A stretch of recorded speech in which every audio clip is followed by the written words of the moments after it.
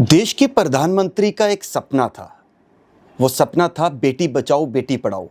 और उस मुहिम को, उस योजना को सरकार ने इम्प्लीमेंट किया और कई बेटियों को ऐसे अवसर प्राप्त हुए कि उन्होंने परचम जो है वो अपनी उपलब्धि का परचम जो है वो देश भर में लहराया। आप सोच रहे होंगे कि मैं किस कहानी की बात कर रहा हूँ। ये कोई कहानी नहीं है। आज एक एग्जाम्पल हमारे साथ जो है वो बैठी हैं। इनका नाम है मृगु संब्याल और इन्होंने हाल ही में CDS की परीक्षा जो है वो पास की है और ऑल इंडिया लेवल पे इनका रैंक 2 है। तो एक बॉर्डर एरिया यानी जम्मू कश्मीर और साथ में बॉर्डर एरिया से ये ताल्लुक़ रखती हैं, यहाँ की रहने वाली हैं।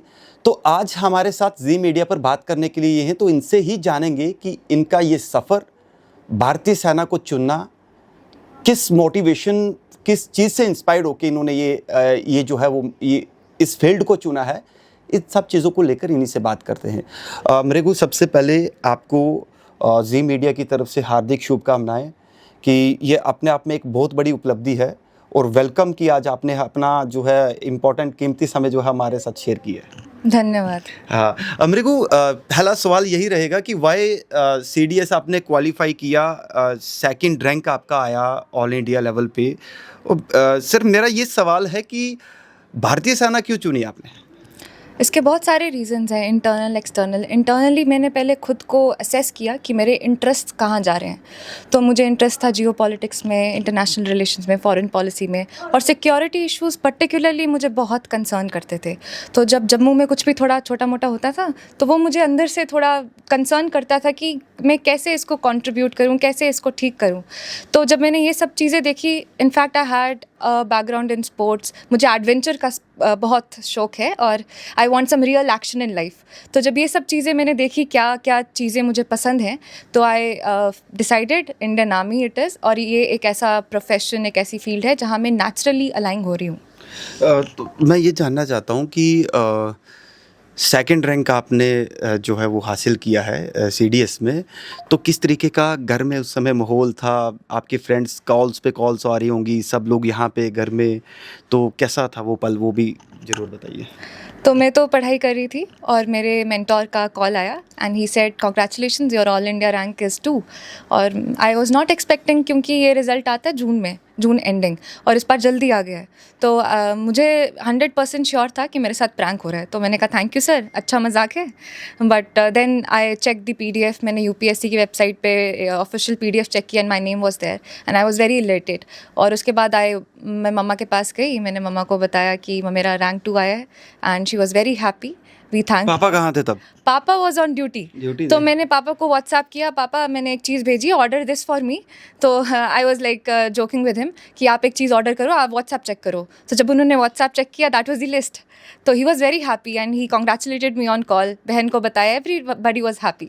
तो मतलब काफ़ी खुशी भरा माहौल था उस समय? काफ़ी खुशी था, बट आई वॉज थोड़ा सा न्यूट्रल शुरू पे, क्योंकि I know this is just an exam और हर साल एग्ज़ाम होगा, हर साल रिजल्ट निकलेगा, हर साल टॉपर्स आएंगे। I am more excited to see what kind of work I am about to do. तो उसके लिए ज़्यादा एक्साइटमेंट है। इसके साथ एक जुड़ा हुआ और क्वेश्चन जो अभी मैं सोच रहा हूँ कि क्या यूनिफॉर्म से इंस्पायर्ड थे? अगर आप कुछ बातें शेयर करना चाहें। पापा भी आपके जो हैं देश सेवा में हैं, अभी ऑन ड्यूटी, मतलब कि अभी ये सब चीज़ें हैं, जैसे दादाजी थे, परदादाजी थे, ये सब। तो क्या मतलब कि कैसे आपका भी एक रुझान उस तरफ गया कि मुझे देश सेवा में जाना है?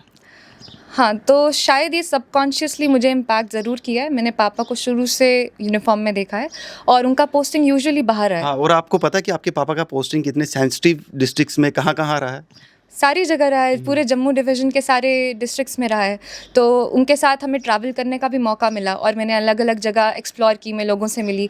मुझे बहुत शौक था अलग अलग जगह के लोगों से बात करना कि आपका पर्सनल एक्सपीरियंस कैसा रहा है। तो उन सब से मुझे काफ़ी इंसाइट मिले और ये सब मेरे लाइफ एक्सपीरियंसेस ही शायद अभी कल्मिनेट होकर ये रिज़ल्ट लाए हैं। तो अब मैं आपसे एक चीज़ और जानना चाहता हूँ कि जैसे मैंने आपके फादर मदर से भी जब बात की, तो बीइंग ए वूमेन, एक बेटी, एक गर्ल, आज समाज के अंदर कुछ पेरेंट्स ऐसे हैं, क्योंकि हमने फेस भी किया, हमने देखा भी है, कई ऐसे स्टोरीज़ भी की हैं जो सिर्फ बेटियों को यही समझते हैं कि बेटी बड़ी हुई एंड देन उसकी मैरिज, आज भी समाज में कुछ हैं, वो आप भी राइट लेफ्ट सोशल मीडिया पे इस तरीके की खबरें आप सुनते हैं या सब चीज़ें देखी भी होंगी। तो आपको क्या लगता है कि एक बेटी देश का भविष्य है? देश के प्रधानमंत्री ने स्पेशली उन्होंने एक बहुत बड़ी स्कीम लॉन्च की थी कि बेटियों को एक प्लेटफॉर्म मिले, तो कैसे देखती हैं? बिल्कुल ये बेटी और बेटा सब कंट्री के लिए कंट्रीब्यूट करें। What I feel, I have a very different approach, और मेरा ये है कि मैं जेंडर को बाइनरी में नहीं देखती हूँ। मेरा ये मानना है कि अगर कंट्री की 50% लेबर फोर्स उसको इकोनॉमिकली या अदरवाइज कंट्रीब्यूट कर रही है, that is a very good sign.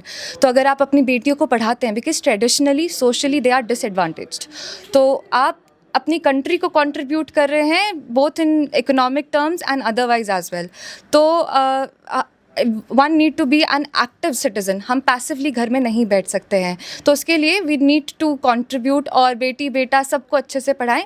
Particularly for girls, I feel that there is a taboo in society कि physically weak हैं, emotionally unstable हैं, but it is scientifically proven, biologically proven कि अगर अभी apocalypse हो जाए और दुनिया तबाह हो जाए, तो women have more resilient genes than men. तो because women are more resilient biologically, but still आप देखें हमारा gender ratio is biased. It is because of the social disadvantages. तो अगर हम सोशल डिसएडवांटेजेस को पे ध्यान देंगे, parents, society, everybody would be uplifted. एक आखिरी सवाल, क्योंकि आपके इस आंसर से ही मैं एक क्वेश्चन और है मेरे दिमाग में। हाल ही में ऑपरेशन सिंदूर हुआ, और ऑपरेशन सिंदूर में देश की 2 बेटियां जो है वो लीड कर रही थी। आपने टीवी में भी देखा हुआ जब ये ऑपरेशन सक्सेसफुल हुआ, और उसके बाद वो एंड देन एक प्रेस कॉन्फ्रेंस होती है, और 2 जो प्रमुख जो चेहरे हैं, तो सब शॉक्ड कि यार ये 2 बेटियां, मतलब कि ये पूरा लीड कर रही थी ऑपरेशन, ये कैसे हो सकता है? तो अब मैं आपसे ये सवाल जानना चाहता हूँ कि जज्बा किस तरीके का है? देश की सेना में जाना, तो सैनिक तो वही होता है जिसके अंदर, आप समझ गए होंगे, तो कैसा जज्बा है? इस पे आप क्या कहेंगे, क्या रिएक्शन रहेगा? जज्बा बहुत ज़्यादा है, क्योंकि जब ऑपरेशन सिंदूर हो रहा था मैं जम्मू में थी और मैंने सब कुछ लाइव देखा है। I have seen missiles diffusing in air, तो not even a single missile was on ground, and at that point I felt so proud of our defence system. I was literally so proud, and I was just thinking कि मैं कब मैं army join करूँ और मैं इसमें actively participate करूँ। और on the top of it, जब प्रेस कॉन्फ्रेंस हुई and I saw those 2 ladies officers, तो that was a moment of pride for me as well. The nari shakti has been face of operation Sindoor, और वो सिर्फ ना केवल मेरे लिए, पर I think everybody in India was very proud of it. तो मतलब अगर भविष्य में, अब जैसे आप आर्मी ज्वाइन करेंगे, अभी तो आपका ये सारा प्रोसेस शुरू होना है, ट्रेनिंग का, ये सब चीज़ें रहेंगी, तो जब आप फाइनली भारतीय सेना में ज्वाइन करेंगी, सब चीज़ें जब हो जाएंगी, तो देश की सेवा के लिए कोई भी असाइनमेंट, उसके लिए आप तैयार हैं? Very much, I am absolutely ready for it. तो देश के सैनिकों के लिए, देश भर के लिए क्या फाइनली मैसेज क्या रहेगा आपकी तरफ से? कि आपकी जो एक्सपर्टीज़ है, आप अपनी फील्ड में अच्छे से कंट्रीब्यूट करें, क्योंकि हर फील्ड की अपनी अहमियत है, और अगर सब इंसान अपना काम अच्छे से करेगा तो ओवरऑल पिक्चर भी अच्छी होगी। अब हम देखें, पज़ल है, अगर हमने गलत शेप में गलत पज़ल डाला तो पिक्चर ख़राब है। तो जस्ट आइडेंटिफाई योर इंटरेस्ट, आप कहाँ फिट हो रहे हैं, और do justice to your work. तो थैंक यू सो मच, और again congratulation. Thank you so much. तो ये हमारे साथ मृगु संब्याल थी, जिन्होंने अपना एक्सपीरियंस, वो पूरी जर्नी शेयर की कि वो किससे इंस्पायर्ड थी, क्यों भारतीय सेना में जाना चाहती थी, CDS क्वालिफाई किया और सेकंड रैंक आया, और ऑपरेशन सिंदूर जो कि इस समय चर्चित है, उसका व्याख्यान जो है वो देश भर के पूरे विश्व भर में हो रहा है। और बड़ी बात ये थी कि उस ऑपरेशन को लीड 2 महिला अधिकारी कर रही थी, तो ये अपने आप में एक इतिहास है, एक हिस्ट्री है।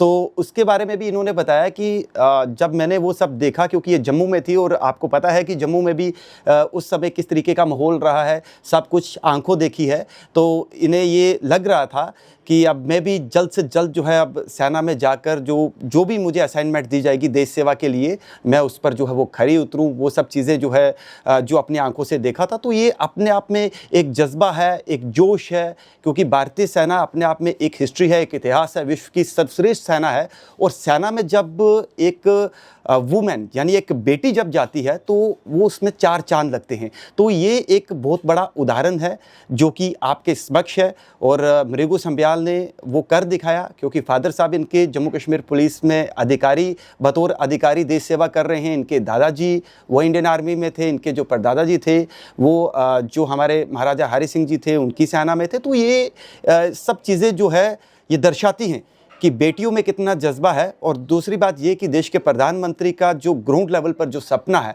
वो सच होता साकार साफ तौर पर दिखाई दे रहा है कि बच्चों को यानी ख़ास तौर पर जो वुमेन्स हैं, ख़ास तौर पर जो बेटियां हैं, उन्हें एक मंच जो है वो मिल रहा है। और जम्मू कश्मीर के अंदर से इस बेटी ने एक उपलब्धि का, एक सफलता का परचम लहराया है। तो इसके लिए अपने आप में आज पूरा परिवार खुश है और पूरे परिवार के साथ हमने बातचीत की और उन्हें अपनी इस बेटी पर फ़ख्र है। और ख़ास तौर पर समाज के उन लोगों के लिए इन्होंने संदेश दिया, एक मैसेज दिया कि आज जो बेटियों को लेकर कुछ लोग ऐसी मानसिकता रखते हैं कि बेटियां कुछ कर नहीं सकती, तो ये एग्जाम्पल हमारे सामने एक जीता जागता उदाहरण है कि जम्मू की बेटी ने किस तरह से अपने माँ बाप का नाम, अपने इलाके का नाम, अपने क्षेत्र का नाम और अपने देश का नाम जो है वो रोशन किया है। मुझे बेहद खुशी है कि मेरी बेटी ने क्वालिफ़ाई किया है और क्वालिफ़ाई करने के बाद इसका सेकंड रैंक आना पूरी ऑल ओवर इंडिया में ये एक गर्व की बात है मेरे लिए।